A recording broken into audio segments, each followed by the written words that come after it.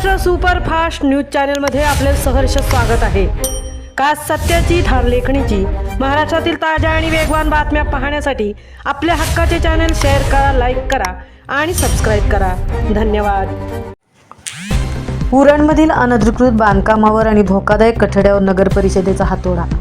15 ऑगस्टच्या मुहूर्तावर नगराध्यक्षा भावना घाणेकर यांनी पाळला शब्द। उरण नगर परिषदेने 15 ऑगस्ट स्वातंत्र्य दिन या विशेष मुहूर्ताचे औचित्य साधून शहरातील अनधिकृत आणि धोकादायक बांधकामावर धडक कारवाई केली आहे। उरणमधील वैष्णवी हॉटेलच्या बाजूला असलेल्या नाल्यावरील अतिरिक्त अनधिकृत बांधकाम आणि परिसरातील बहुचर्चित धोकादायक कठडा अखेर नगरपालिकेने हातोडा चालवून पूर्णपणे जमीनदोस्त केला आहे। नगर परिषदेच्या या आक्रमक भूमिकेमुळे उरणकरांनी सुटकेचा श्वास सोडला आहे। गेल्या अनेक वर्षांपासून स्थानिक ज्येष्ठ नागरिक, रिक्षाचालक आणि शाळकरी मुले या अनधिकृत बांधकामामुळे कमालीचे त्रस्त होते। रस्त्याच्या मधोमध असलेला हा अतिरिक्त उंचवटा आणि धोकादायक कठडा पादचाऱ्यांच्या सुरक्षेसाठी मोठा अडथळा ठरत होता। जवळपास 8 फूट अतिरिक्त हे बांधकाम वाढवण्यात आले होते। तसेच त्यामुळे या परिसरात दररोज मोठ्या प्रमाणावर वाहतूक कोंडी होत असे।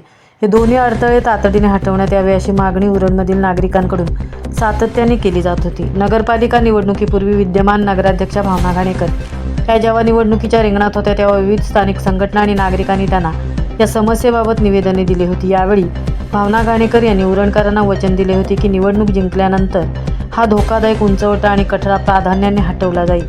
उरणकरांची सेवा हेच आमचे प्रथम कर्तव्य आहे अशी ग्वाही त्यांनी दिली होती। 15 ऑगस्टच्या मुहूर्तावर ही धडक कारवाई करत त्यांनी आपला तो शब्द पाळला आहे।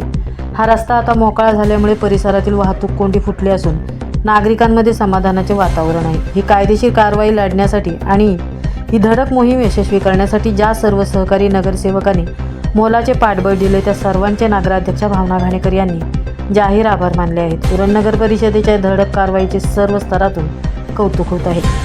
महाराष्ट्र सुपरफास्टसाठी तृप्ती भोईर, उरण।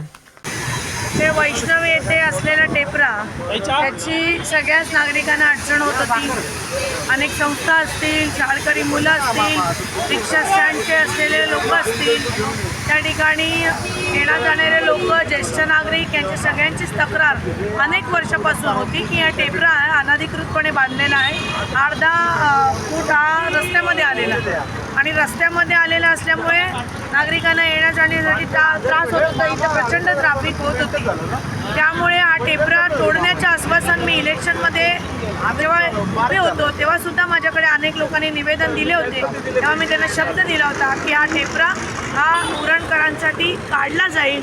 उरणकरांची सेवा ही आमचं प्रथम कर्तव्य आहे म्हणून दिलेला शब्द पाळला आणि या ठिकाणचा टेपरा हा काढून टाकला। यासाठी मी खरं तर माझे सहकारी सगळेच नगरसेवक असतील, उरणची जनता असेल, यांनी मला जे बळ दिलं लढण्यासाठीचं आणि काम करण्यासाठीचं त्यांच्यासाठी धन्यवाद।